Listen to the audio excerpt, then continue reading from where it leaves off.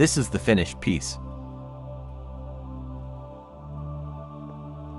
Here's how it was made. Let's start with the dragon. I started by creating the dragon image using AI, then turning that image into a three-dimensional model. Before moving on, I switched the model to a single color. This makes it much easier to evaluate the shape, proportions, and surface details. Once the geometry looked right, I converted the model into a printable STL file. To make printing easier, I split the dragon into two parts. This reduces supports, improves bed adhesion, and keeps the details cleaner. Because the dragon was printed into halves, I used a smooth build plate to get a cleaner surface for gluing.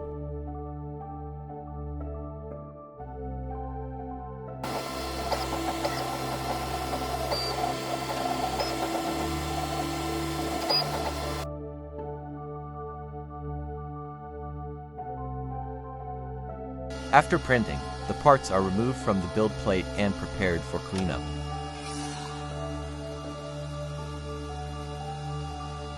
Supports are removed carefully, especially around the head and wings, where small details matter the most.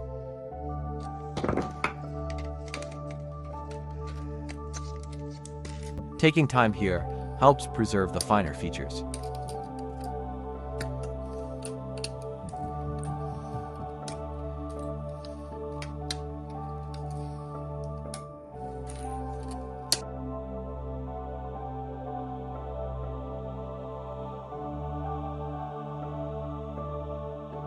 Once cleaned up, the two halves are aligned and glued together to form the complete model. The final step is painting. This brings out the shapes, textures, and depth of the dragon and gives the model its finished look.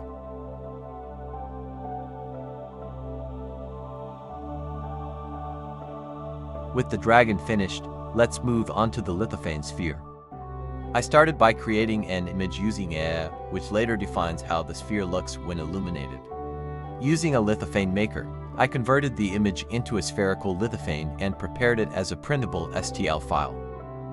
To house the light source, I designed a separate base and a matching lid.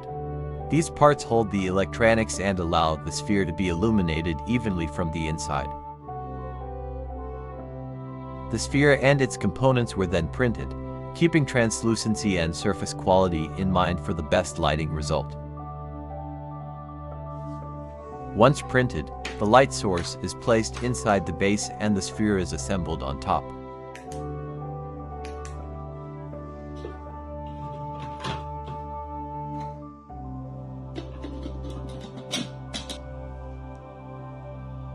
With the light turned on, the image becomes visible through the sphere, revealing the full lithophane effect. Combined, the dragon and the lithophane sphere form the final piece.